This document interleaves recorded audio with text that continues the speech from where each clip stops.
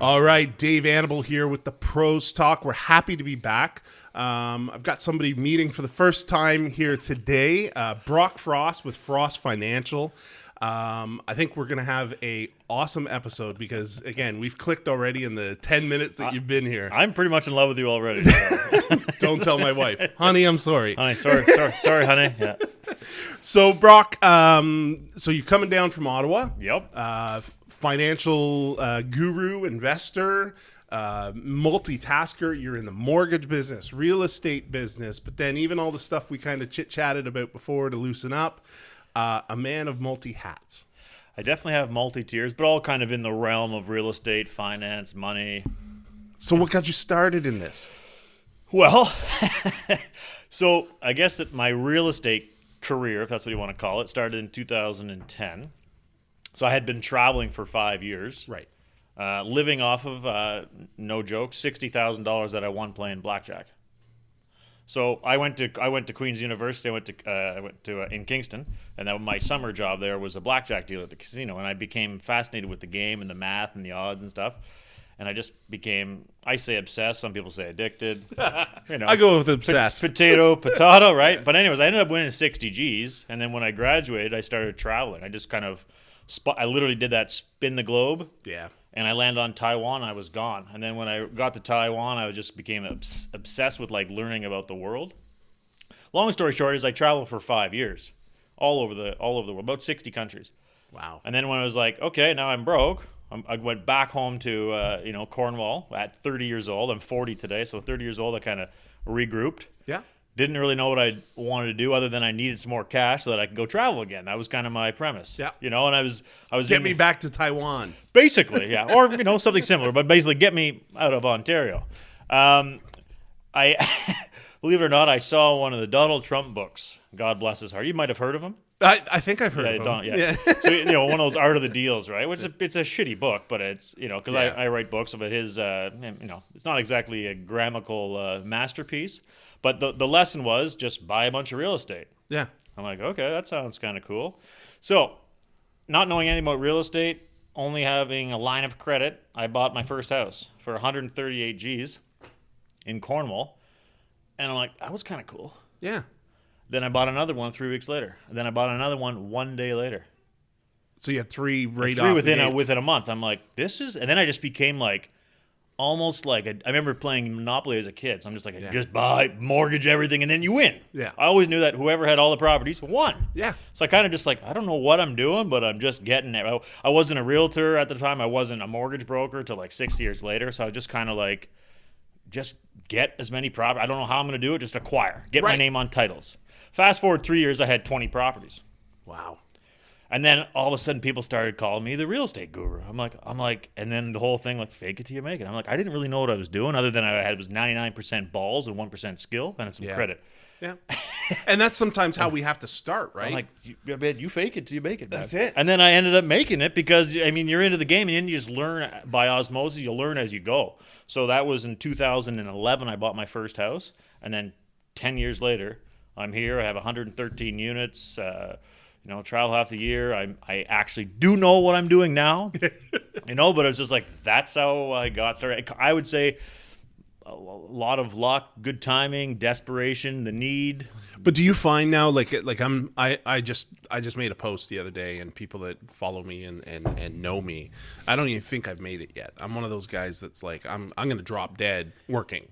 Because I'm just go. I don't think my brain shuts off. But do you find now that you've learned those people you're knocking elbows with and stuff now, everyone faked it till we made it?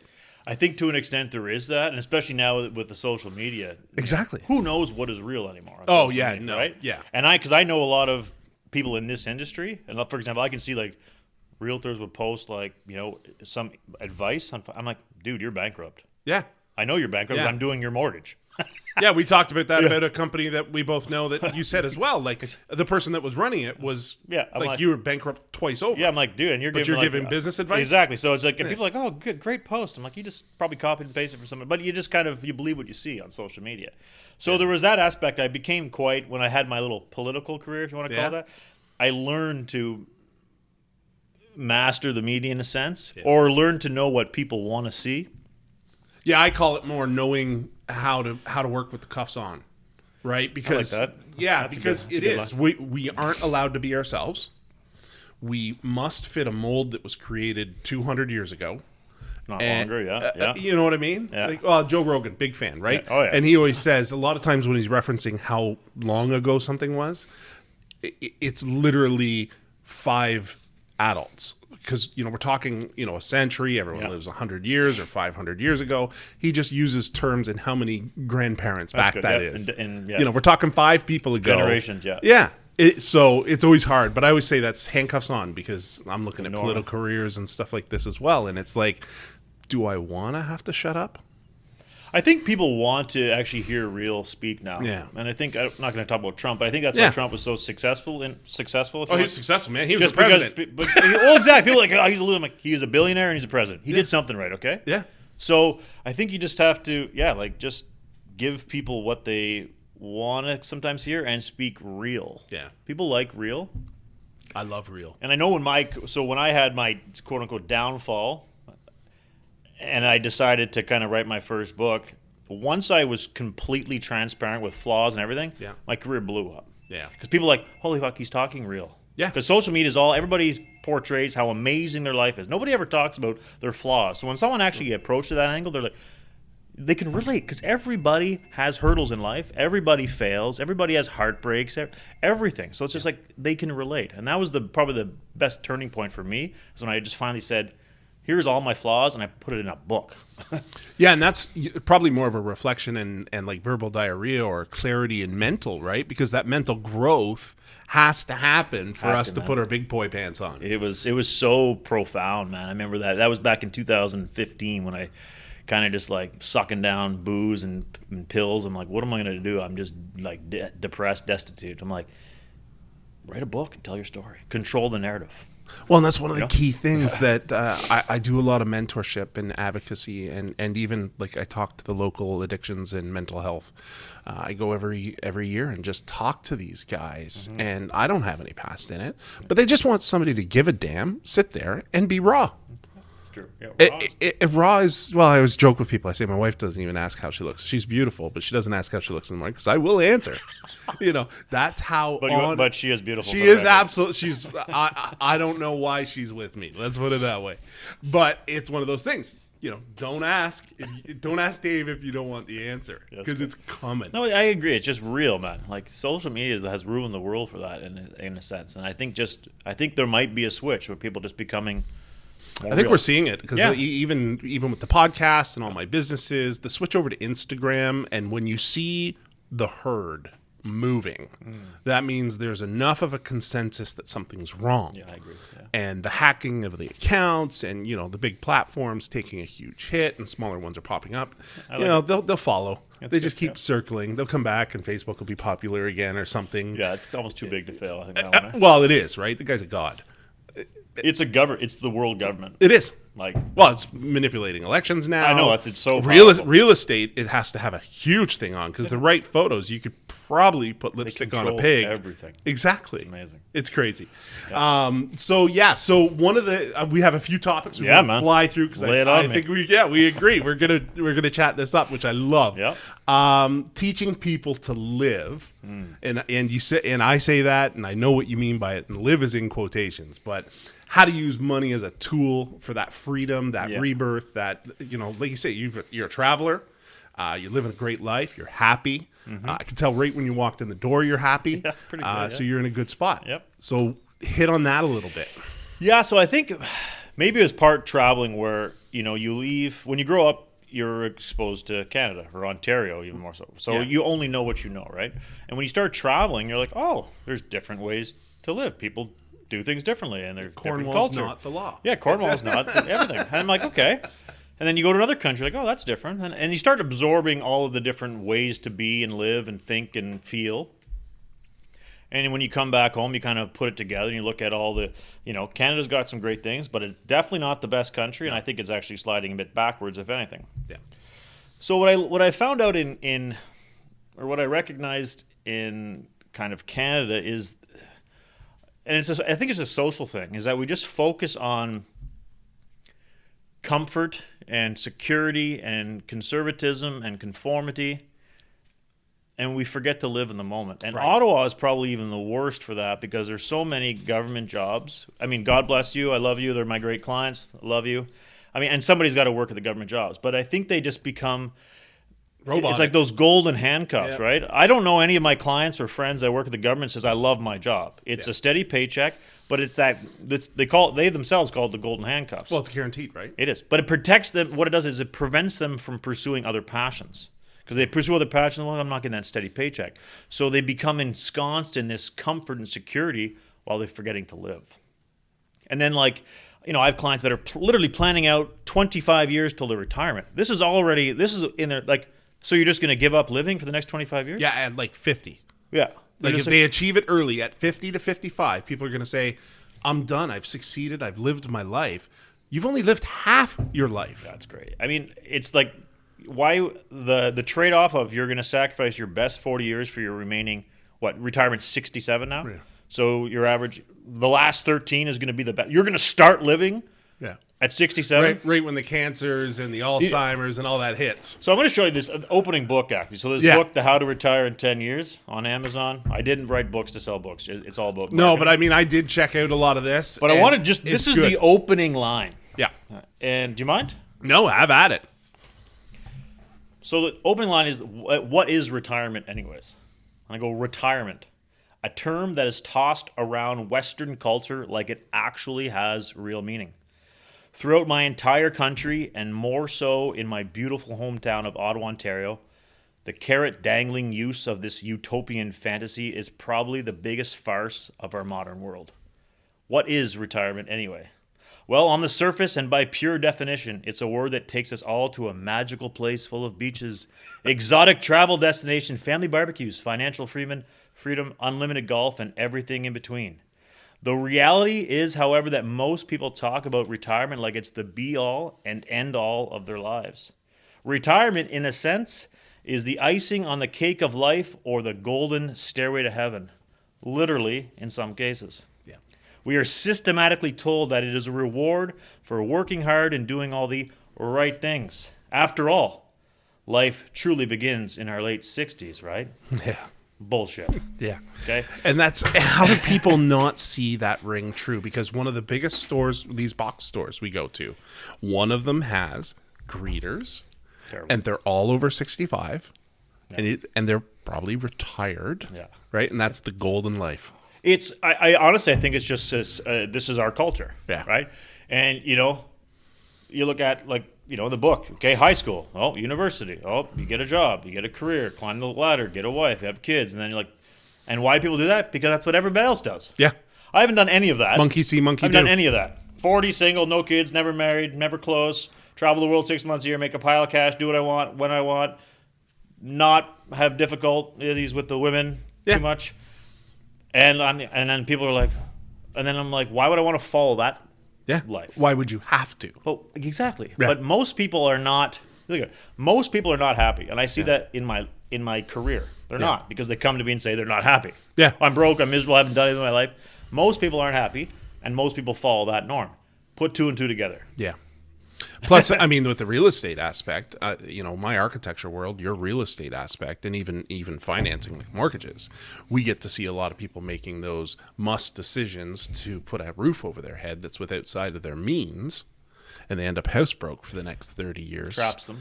And then now they're going to be experiencing what real miserable is.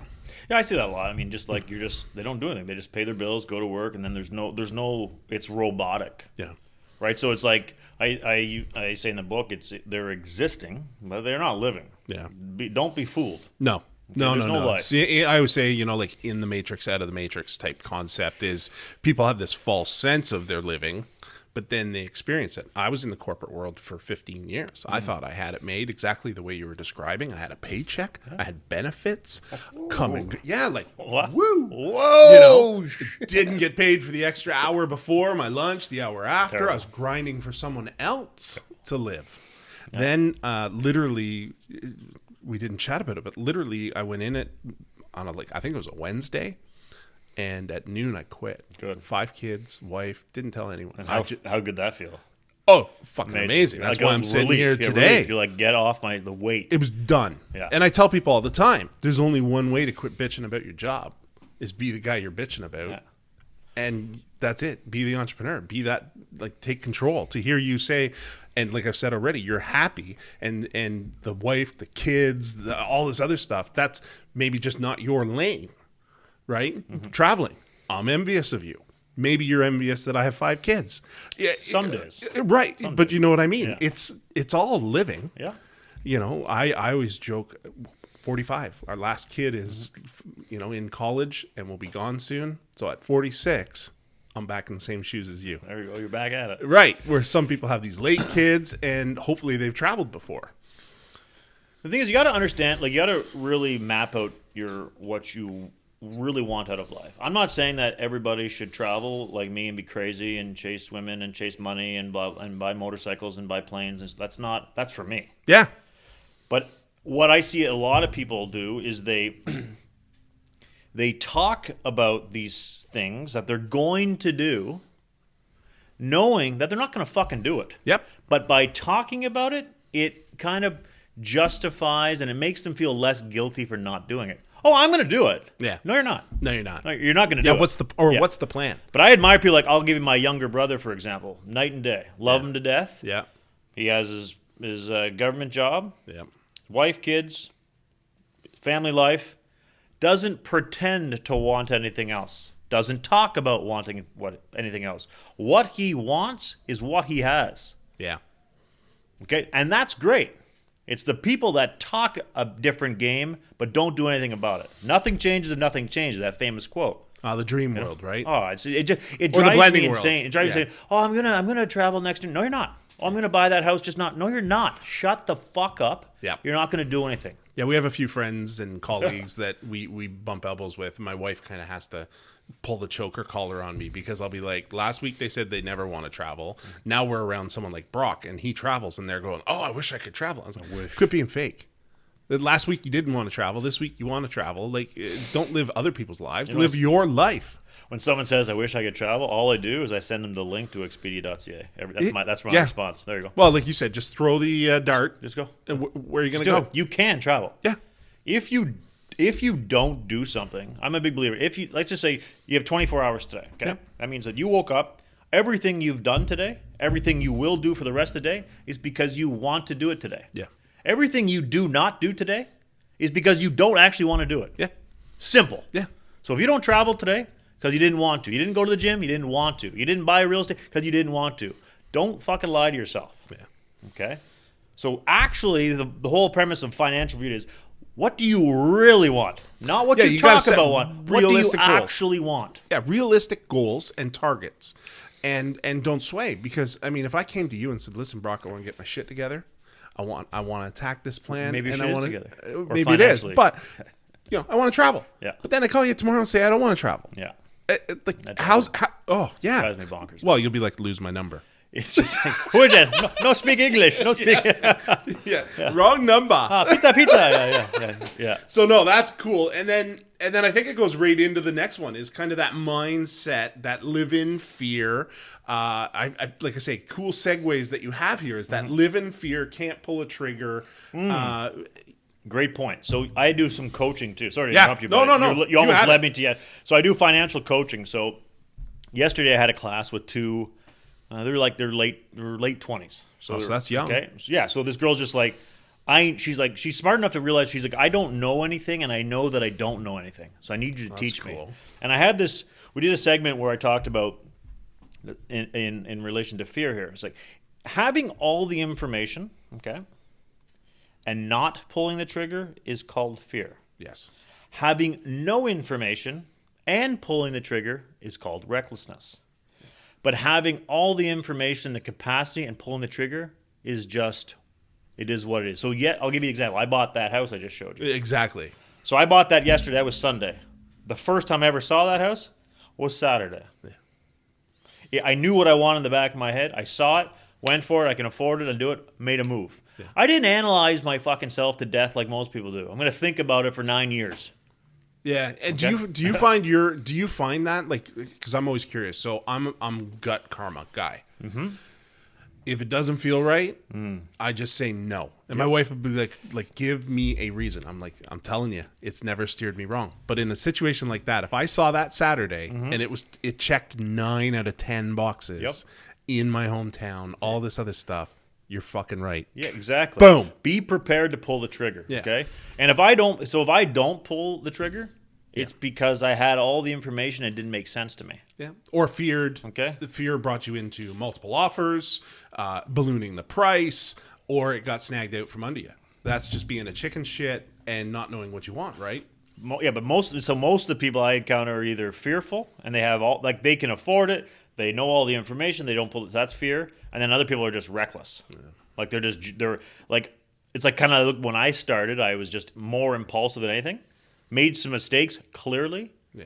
But that's how you learn. But that was based on a lot of information. Now I'm just as impulsive, just as aggressive, but now I have systematic ways of absorbing information and analyzing things. And that's when things get really juicy in life. Yeah. When you're not scared and you have the capacity and you can analyze something pretty quickly. Well, and put that risk factor and fear. Like a lot of us have to feed off of that. You still fear. You still know risk. Yeah. But you combine them to fuel yourself and use your wits. Mm-hmm. And what's there to fear? It's a logical, educated approach. You roll the dice. You ever heard the expression, in the real estate world, we call it analysis paralysis? Yeah. Yeah. It's just like, I have friends that I went to high school with that are my 40. For example, have never bought a house. Yeah. But they keep talking about it. I have one friend that calls me like clockwork every year to talk about buying real estate. And I don't even think he realizes it's his annual call. But what's triggering that annual? So there's got to be something. Probably guilt. I think it's around this time. So maybe he's getting ready for the holiday. Oh, I wish I had some more money, some more freedom, thinking about his family. So then me and my other buddies, they ask him, hey, did so and so call you for your annual call? It's 20 years, never bought a house. Yeah. I was talking to one. I'm like, stop calling me, man. I was talking to one of my oldest, and we were just shooting the shit and talking a bit financial. And I said to them, they brought up the fact that they're renting a house, and I'm like, that's your problem. You realize that the rental rates are set to make sure that you are never able to leave that market. I mean, if you're a landlord, good for you.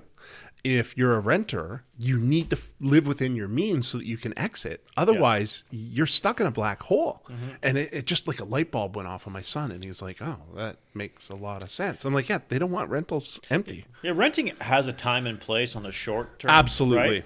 But on the aggregate, you can't make an argument that it's in your best interest. No. Well, if you've got this buddy that's been renting for 20 years. 20 years of appreciation. Think of how much your mortgage would have been paid off. Oh. And then property would have been double, triple in value. You could have sped pay it because you're definitely paying more than a mortgage. I'm thinking about buying a property. I'm like, and it's the same. It's almost like he's reading off a script. I'm like, are you fucking nuts? Like, are you punking me? Like, you said the same thing last year. Maybe he is. Maybe he's using Facebook memories. But one more, like 20 years. Maybe that's what it is. He's like, oh, God, call Brock. Yeah, call Brock, ask about a house. And I'm like, oh, my God. Yeah. Oh, my God, he's doing it again. So I think 20 years, I think this is the last year. I'm just going to not answer him. He's a good buddy, but no more calls in November. Or just send him listings that are like $6 million.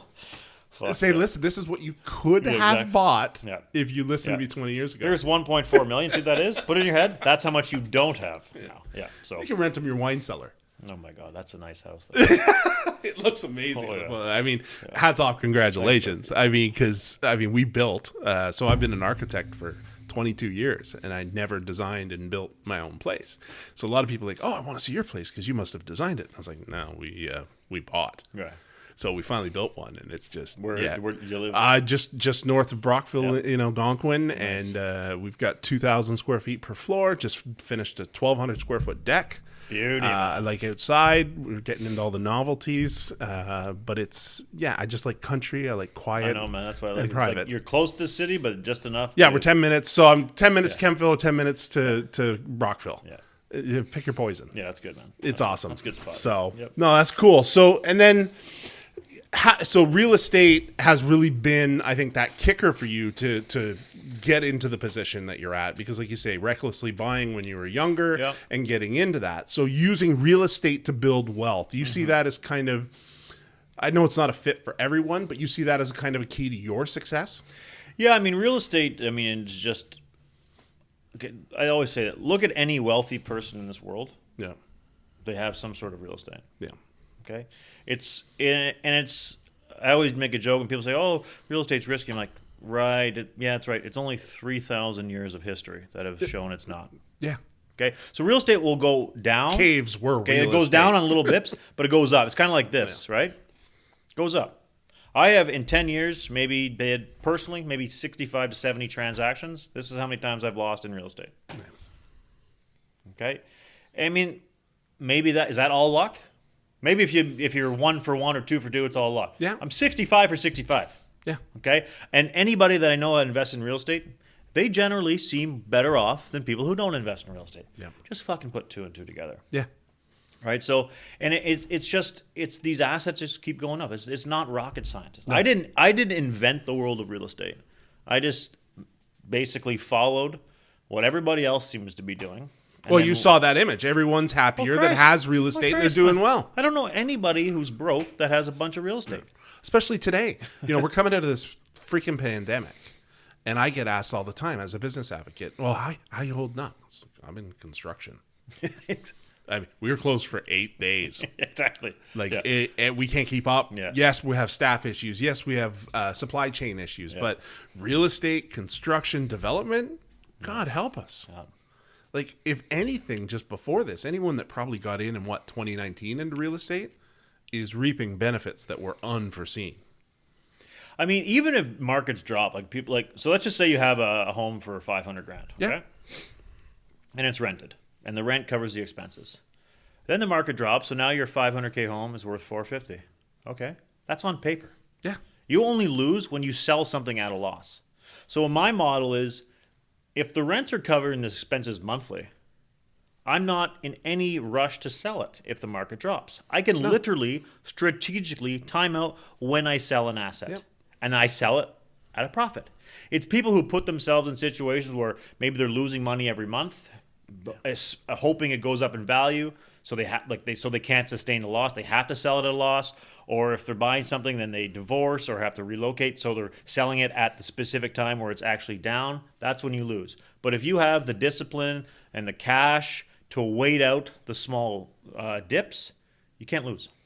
But even then, being educated, it's perfect because, I mean, the whole key to what you said is selling at a loss is a loss. Exactly. Well, no shit, Sherlock. Right? But also, there's avenues of people like yourself. There's all other private investors, brokers that could probably know a few things more than you and how to leverage that property to make sure you don't sell to lose and can make it a year or two and then sell at a profit. Yeah, it's people that leverage is great. Overextend, Yeah, yeah. leverage is great because it allows you to borrow to accumulate more wealth. But when it's people who over leverage or overextend, Yeah. and that's where it's like way more ambitious and balls than kind of discipline. Yeah. And they put themselves in a spot where they might actually have to liquidate at a loss. Again, it's only a loss if you sell at a loss. Yeah. Okay, so that's the key. So I did a post maybe a month ago, which is like, it was like my secret to never losing real estate. It was like on my blog. It was just basically I just refuse to sell at a loss. Yeah. Period. Well, that's like. I just don't So you do it. won't loan me $5 for 4? Exactly, yeah. Do the math. Like Yeah. you won't take a loss. I mean, that's the just don't. simplistic. Yeah, It is. And I do the kind of same approach with stocks. So I invest in stocks that are. I haven't messed with stocks yet. I've been tempted. So I got Somebody says I have the wrong personality. That's that I'll what I be said. what is it? An aggressive investor? So don't do. You're like me. So I was a previous blackjack passion. I like poker. Addicted. Whatever. So I said, okay, I always didn't get it. So I got into stocks 2 years ago, and my approach is don't do the day trading because it'll drive your brain insane. So what I do is I look at blue chips like the utility companies, major banks, big corporations, and just like real estate, these companies tend to go up and go down. Yep. And I apply the same approach. It's like, okay, I'm going to set my transactions online to buy when it's low, knowing that historically at some point it'll be higher, and I quickly sell it. Yeah. And then I take the cash, and then I wait out for the go on the drop. Then I buy it on the drop, and it goes up. I sell it on the high. And that's something with people with addictive personalities, which I have as well. What are you addicted to? Mute. My mute. wife. No. Mute. I don't know. I'm not addicted to something, but I have that personality that I have to succeed and be the best or learn it to the best of my ability whenever I see something. So if I'd never dabbled with investment property and I'm sitting here listening to you, I'm going to take the next 2 years and buy my house in Gatineau and have 115 doors just to say, he did know what he was talking about. And so do I. That's just, I don't know. So, but I mean, poker, love it. It's fun. It's fun. But again, development, working with my clients on land development. Yep. It's a game. And same with self-builds. I teach clients how to win at self-build. Don't take draws. Don't. So how do you tell them to finance it? Oh, they get a construction mortgage. Okay. But leverage the trades. Oh, so like we'll pay. Promise them in pay sections, right? And because every time you take a draw, you're taking a hit. Yeah. And those there's payments. a fee, a lender fee. I built my place. It just got appraised at $940. Okay. And this will be in your. You'll get all hot and horny about this. So $940. It got appraised at. When I walked in. Yeah. That's awesome. $940 appraised today because of this retarded market that we're in. But we built 5 years ago. The appraisal back then was like $480 to get the builder's mortgage. I finished it for $230. Yeah. And I took one draw. Nice. But I was done in 3 months. That's good. Ooh, that's hard. So gas pedal down. And I pulled the trigger in February. Yeah. I had 3.5 week thaw. 5 years ago was a weird year. All trades are sitting at home on their ass. Cash deals, lower prices, negotiated. Right. Do you want to pay EI and not work, or do you want to make an extra 3 months of work? Yeah, that's good. Got them, broke ground, got it all ready, got it done. One draw. My bank was like, do you not need money? No, we're good. We're good. Yeah, Okay. I've told everyone net 90. That's good. And then just cashed out. So refinanced it, paid everybody out. Yeah. Beautiful. And took a little extra for the kitchen fund and everything else. Good. And now we've got $700,000 in paper equity. Good man. It's the way to go. It is the way to go. But everyone can do it. The government has subsidies when you build a house or renovate a house. You can get up to 15% of all HST back. You just have to use that money. There's so many options available. Like buying a house, and the banks throw money at you. Yeah. So one thing I learned when I travels is, like, Canada's got a pretty strong lending system. It's called inflation now, isn't it? It's tied to. But I mean, if you have a heartbeat, basically, you'll get a credit card and a loan. Like first time, like anybody can buy one house. It's so simple. Yeah. So that's why I'm like, I don't know. There's no excuse for that. Yeah. And if you just buy one house, you'll have more than most people have in their pension. If you just buy one, buy one. Yeah. What if you buy two? Yeah. Right. There's no. And if you're a family person, there's no excuse for that. No. That's you can still do it. It's for your family. Do it for your family. Don't do it for you. Put your big boy pants, your big girl pants on, and buy one for your family. Tease my dad. He's gone now, but I mean, I used to tease him all the time. He was like, "Well, I used to tell him about development projects." I'm like, "You should start buying land, Dad." He said, "What the hell would I want?" Oh, it's not for you. Leave it to me. Exactly. It's good. Yeah, it's not all about you, Dad. Yeah. There's a little Think bit about your little bit kids. of capital gains in that transfer, but we're think okay. about your kids. Yeah, like, but we should. But I mean, even then, that's the whole mentality of it now. Is if you and I are buying, it's something we do leave. I mean, it's like our watches and our chains and our suits and our cars. Meh. But investment property that's going to work for you and better that longevity. I think Kevin O'Leary talks about that a lot. Is what is he on? His great grandkids are set for life. Like, think about that. Oh yeah. The guy's in Abu Dhabi right now. Oh, it's great. Just living a dream. Living the dream, and you have power, and you have a legacy, and you inspire. Right. That's one thing I like is just that people message me and they say, "You inspire me to just do more with my life." Amazing. That's right here. That's the gold. Yeah. I mean, it's just like that just happens, and it's not even it's not fake for me. It's just like I'm just doing what I want to do with my life, and if I inspire you, I'm like that. Oof. Yeah. That's good. And does it not feel even better? I don't know if it feels better, but it feels good. I agree, and that's that karma aspect. But when you know the person is only seeing today's value, or maybe that podcast they watched of you, or that clip, or that blog, or that book they read, but to get to know a guy and see where they came from, and a lot of people, I mean, they try to relate, but they don't even relate yet because they haven't seen where you've tripped. They think, oh, look, he's polished and he's made it and he must be a glory kid and his parents gave him everything. Yeah. Fuck you. That's not the answer. No. I mean, a lot of people know like where I came from because I mean my network, but some people, if like they don't. I mean, they just think, oh, I have people. I'm like, so were you coming from a rich family? I'm like, fuck no. No. My house was in I worked. Ingleside, Ontario, man. Yeah. You know where that is? I do. Ingleside, Ontario. Yeah. Spruce Street. The house today would be less than $200,000. I had student debts. I didn't need for nothing, but it was average, man. Average. Yeah. I left university, student debt, all that shit. Yeah. Okay? So The carbon copy.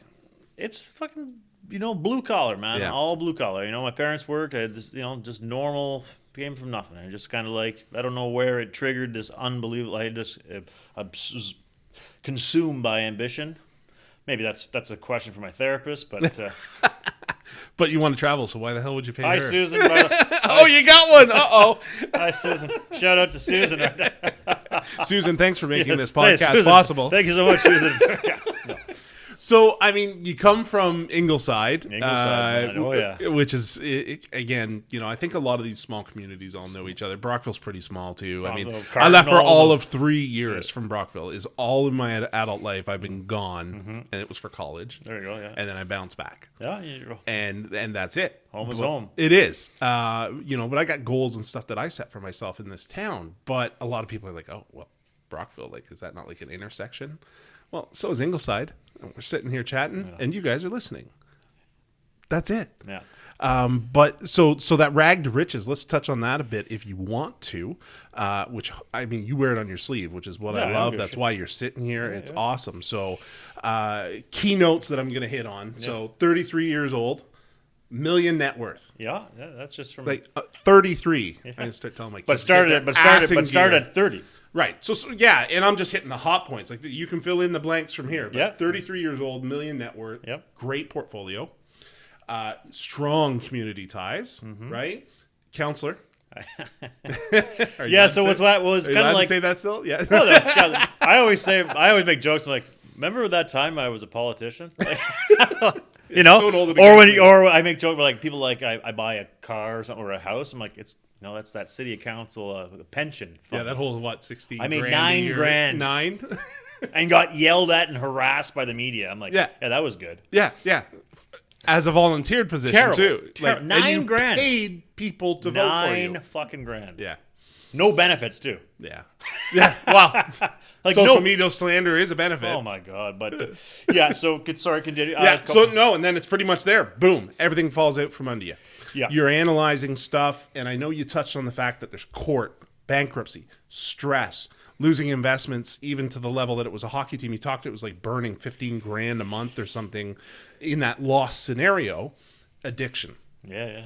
Like, you're done. You say you've buddy, said it everywhere I've read. You were rock bottom. Ciprolex, man. Now we're sitting here. Ciprolex, and that was 6 years ago. Yeah, not far.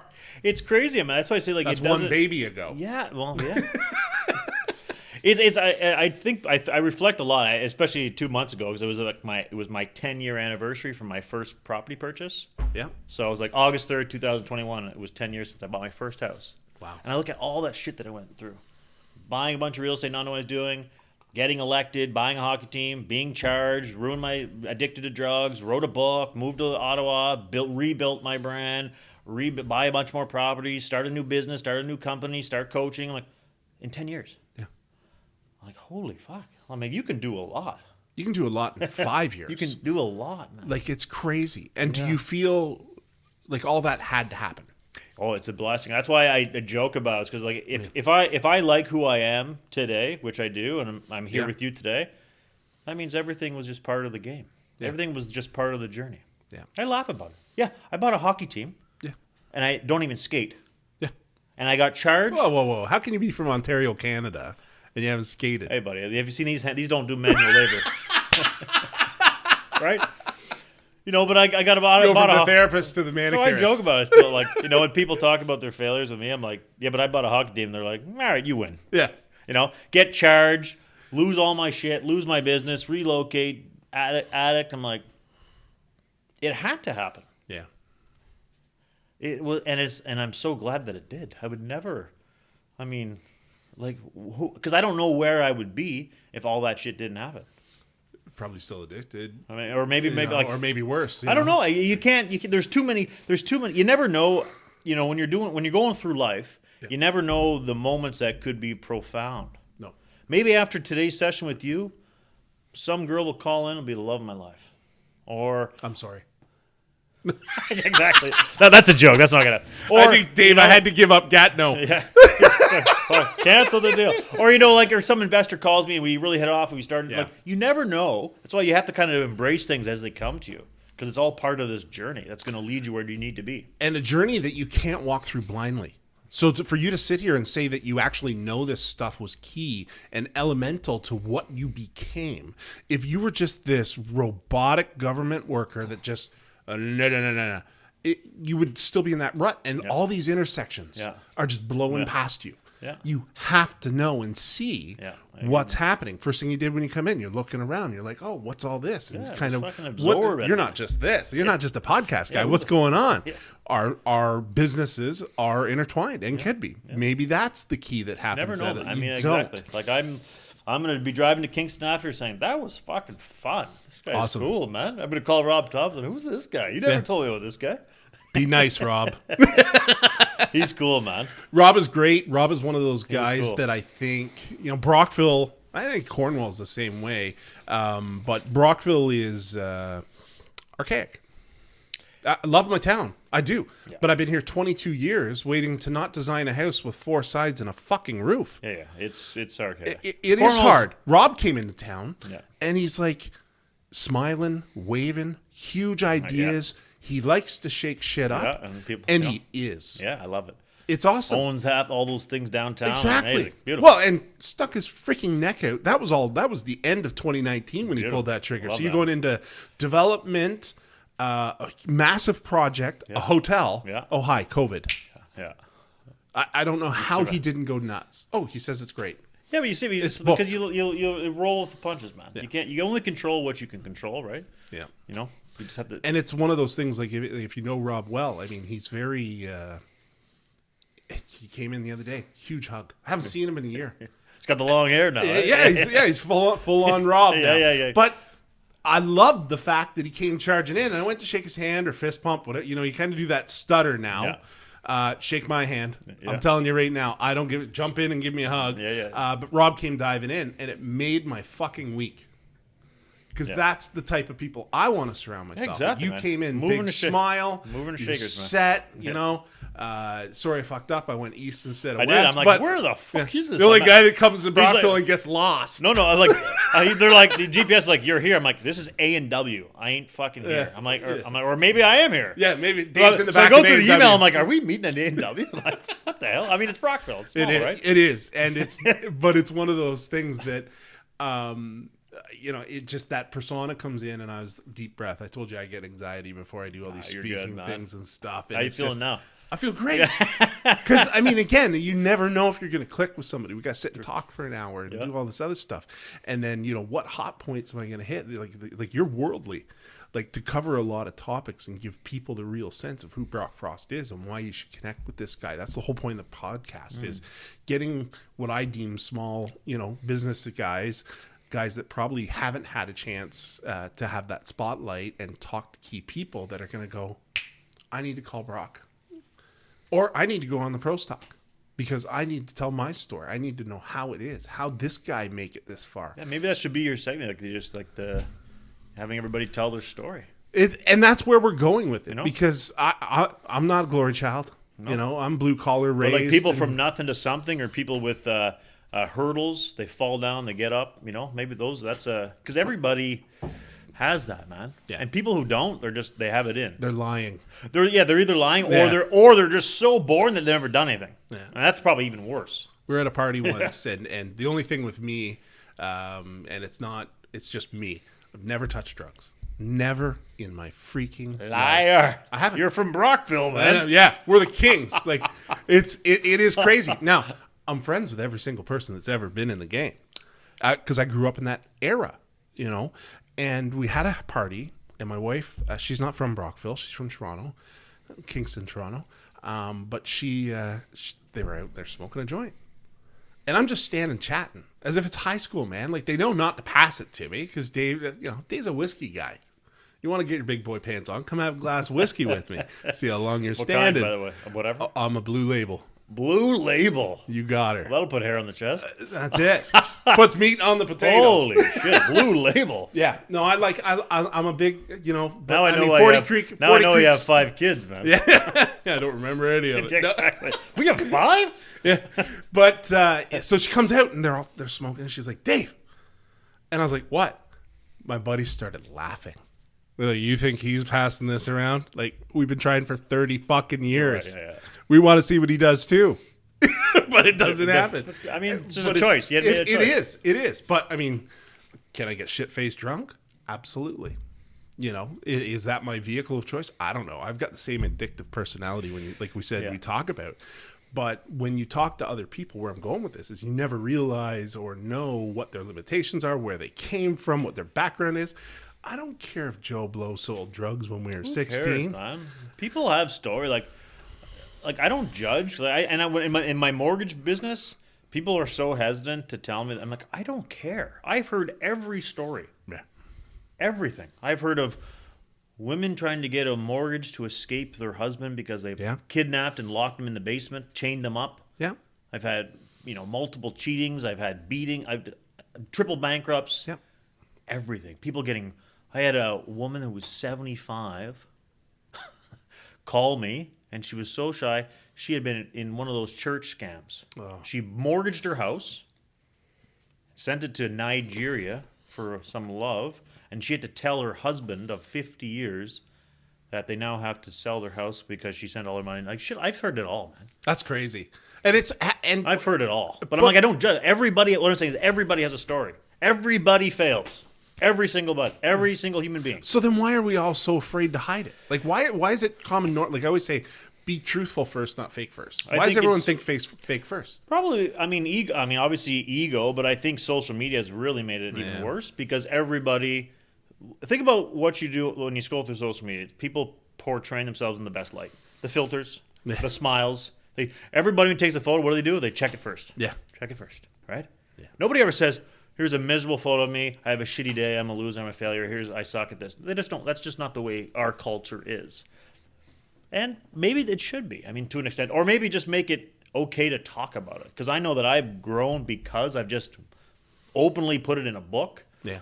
So I just tell people, talk about it, man. Just who cares? 3 books. Yeah. Well, two and one big one coming. Yeah.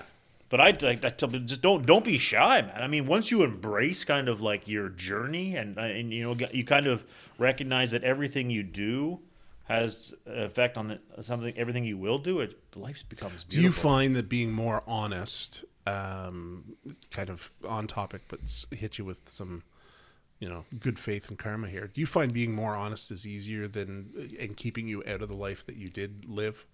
Like, was being fake part of the reason you fell and the addictions? Do you find it easier to be honest with yourself and everyone else to keep yourself straight and narrow?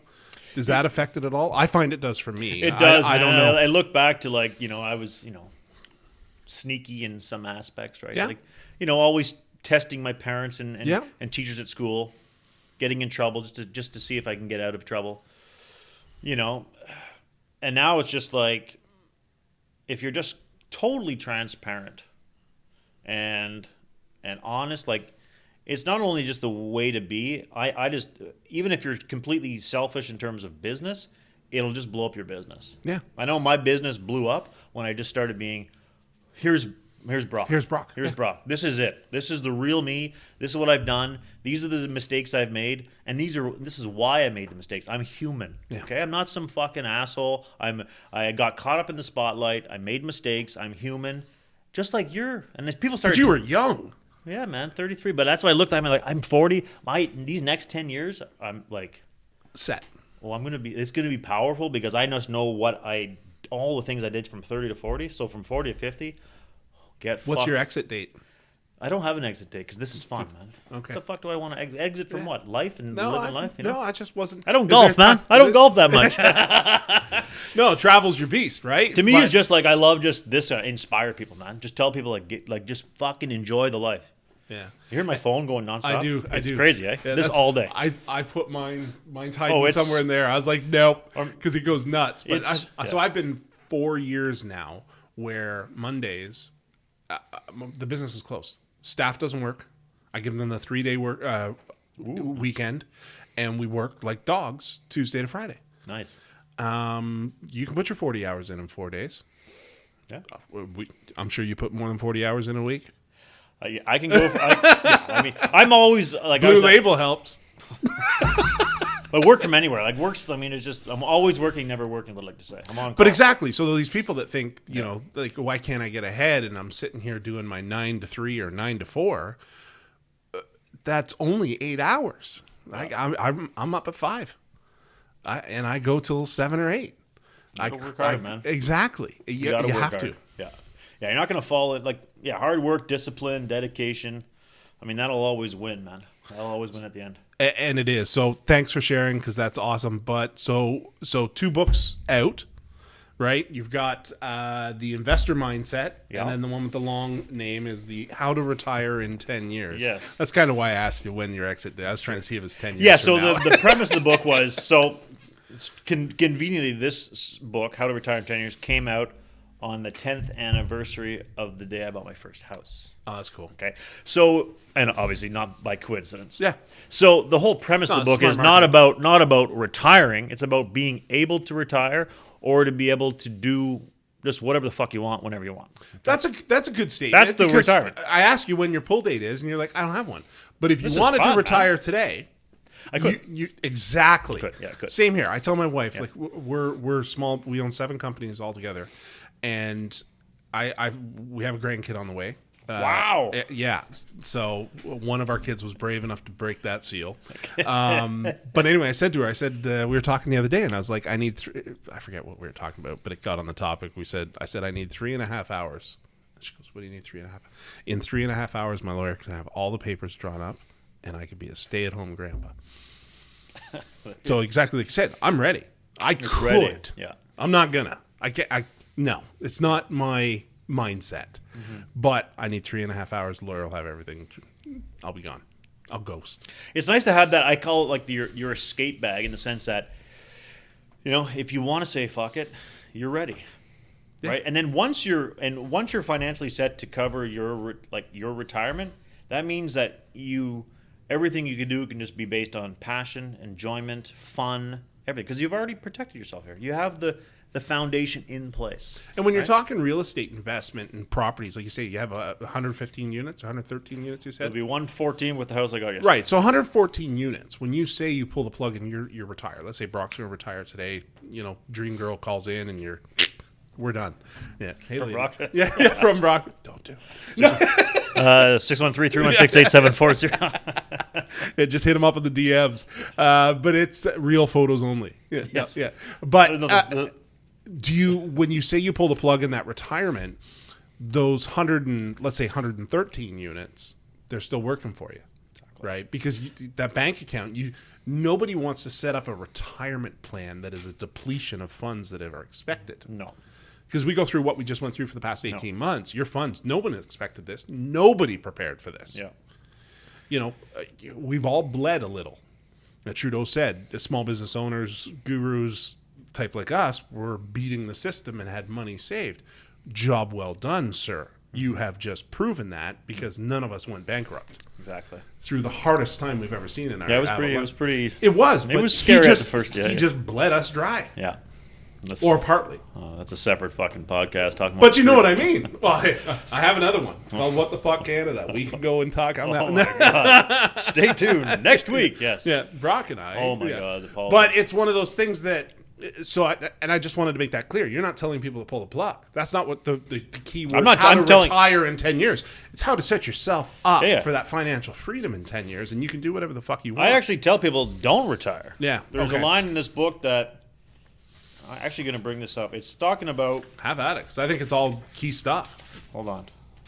My goal. Okay. I'm impressed you know what page. It's almost like I wrote it. So this is in the prologue, the intro. So, despite the title of this book, my goal is not to help anyone retire. Rather, it's to help everyone live. Live not just when you become too old to feed yourself, but live each and every moment to the fullest. Wealthy, free, happy, full of passion, and with the ability to do whatever the fuck you want whenever you, and it actually does say fuck, with whomever you want. I only began working at the age of 30, and starting with nothing but a $15,000 line of credit, could now retire at a drop of a dime. I'm not even 40 years old yet. While I do not plan to ever retire by society's definition of the word, I do, however, want to keep living large, and I am. Retirement, from my own perspective, is absolute freedom in the present and the ability to choose to work only if you want to. My sincere hope is that this book helps you redefine your interpretation of the word too. Yeah, and that's like, it's hats off, man, because that is what I was hoping was the statement. Yeah, it's that not we retire. get across. No, I mean, Because if you retire that means you're just giving up living. You're just like I just guys like us, when we retire life. or when we get sick and you get that bed sentence, we're dead. Yeah, terrible. You're done. When people actually retire, they just die instantly. Yeah. They have no purpose. Their brain rots. No passion. Nothing. Like, that's why this whole concept of retirement, why we sacrifice this life to chase something that actually is not even good for us. No. It's like, hey, you get a pension, you can retire, but we never actually look at what does that actually mean? What's going to actually happen in retirement? So we'll sacrifice to get to this milestone, and you're like, fuck, retirement sucks. And people don't realize that if it was the glory exit, why do they penalize you if you do it a day early? Like, they take 30% of your pension is gone. Dude, this is government keeping people from living on the streets. That's all it is. Work, save your pension. How's that working out? Well, Yeah. for the government, oh fuck. Yeah. Anyways. Yeah. It's crazy, man. That's why I'm like, I don't. Usually, if the government's promoting something, I'm not doing it. Yeah. Because that's for their interest. It's for society to keep it kind of from falling apart. And then people just follow it like robots, man. Oh, that is a whole nother fight. You and I could get. You and I are Stay gonna tuned. get I think along. we have like 4 new podcasts. You and I are going to get along, because I'll tell you, I've been speaking every week, doing this stuff on the local radios and other people, and challenging every aspect. So it's. Yeah, this mindset of herded cattle is so retarded, and take my ticket. Yeah. If that's the way it's gonna, like I said before, why'd you go to Alberta? To be free. Yeah. Literally.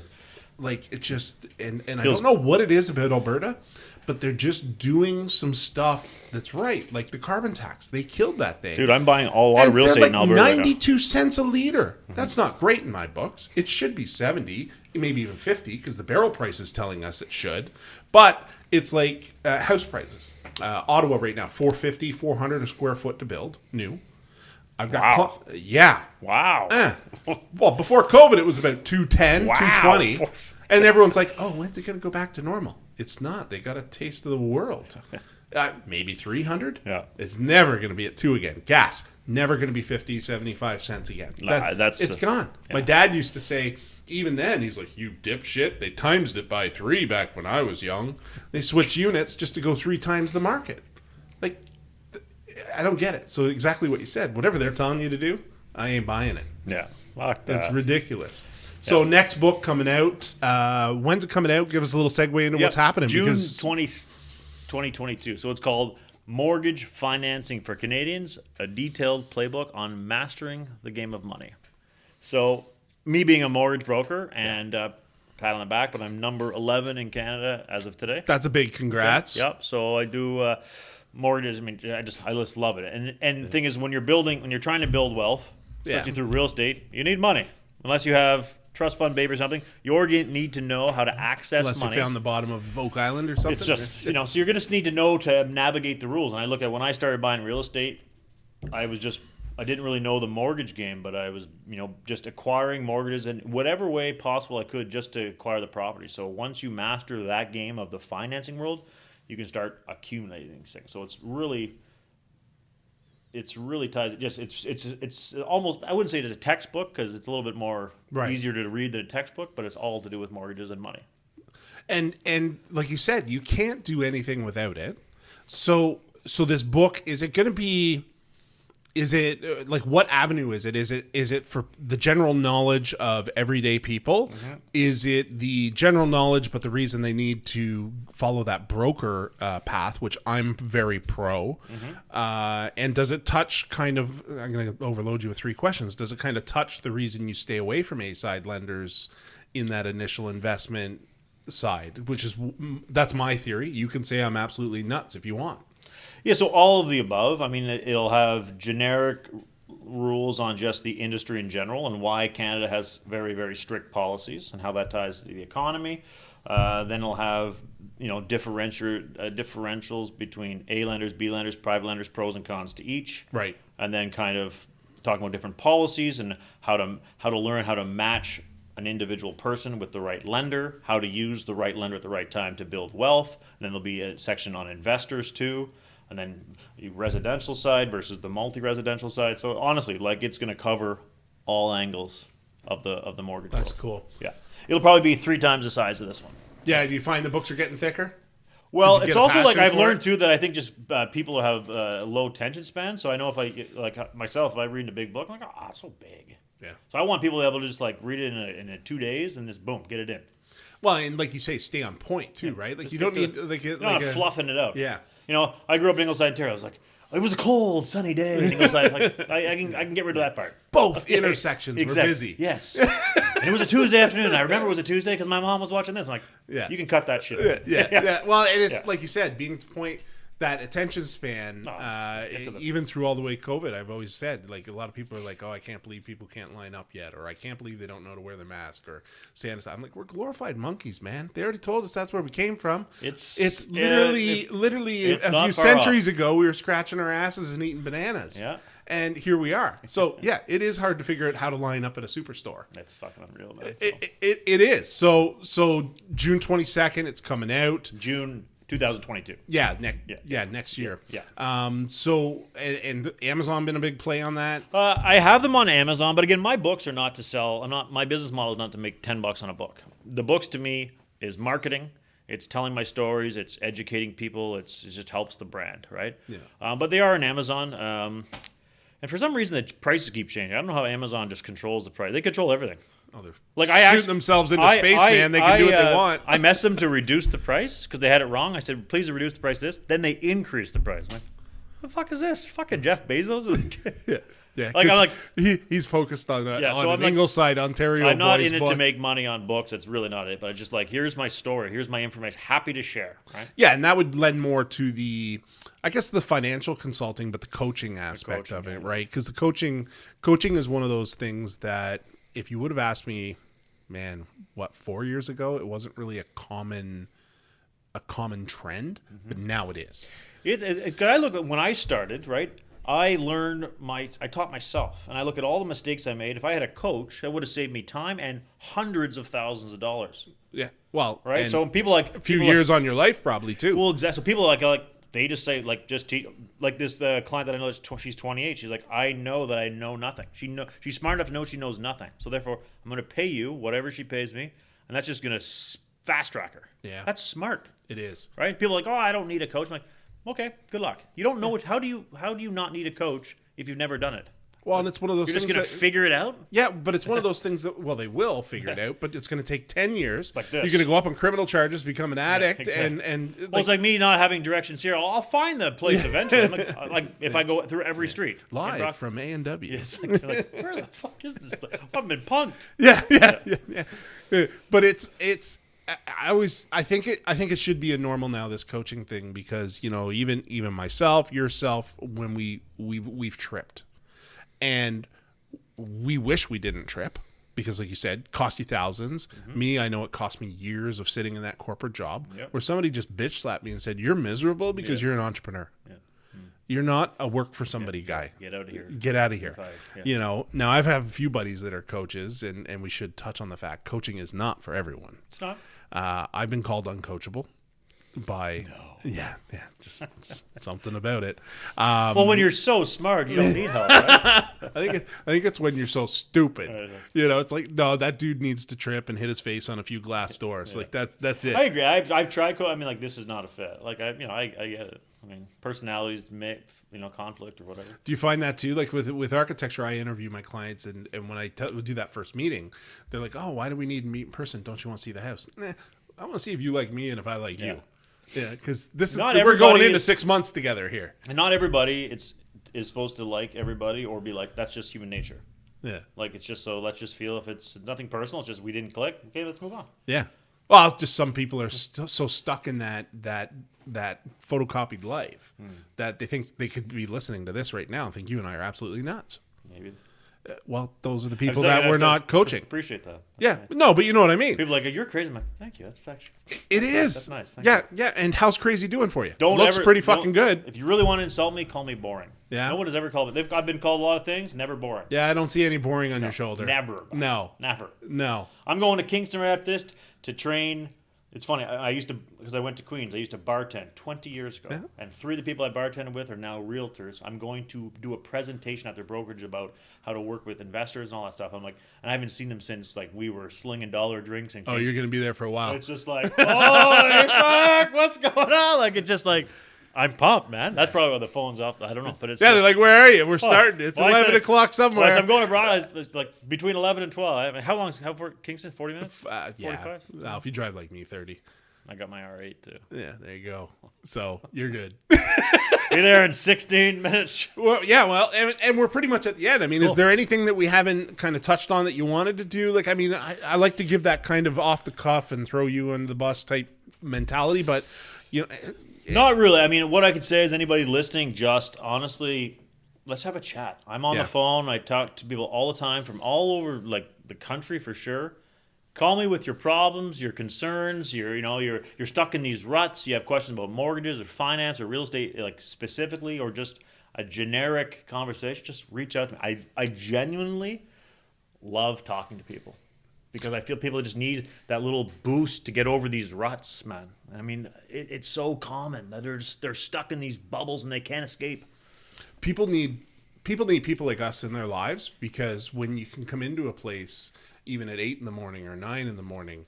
and be so high on life right out of the gates like that, trust me, you want to do it. Yeah, exactly. So. It's the route to go. I appreciate it, brother. I am awesome. I'm glad I met you. Yeah, man. We will do this again. That's for sure. Yeah. It's one of those things that I just feed off people, and I hope you do too. I hope you enjoyed it. Bring the blue label, brother. That's it. We'll line it up next time. All right. Thanks, guys, for watching. Yeah. Stay tuned. We'll have some more information for you. Thanks. For more information on Brock Frost Financial, contact 613-316-8740 or robertbrockfrost@gmail.com. Thanks for listening to another episode of the Pros Talk, an SME podcast. The Pros Talk is an Ontario-approved professionals production. Special thanks to DCE Media Productions, dcemediaproductions.ca. Thanks for listening, and be sure to subscribe on any of the available platforms.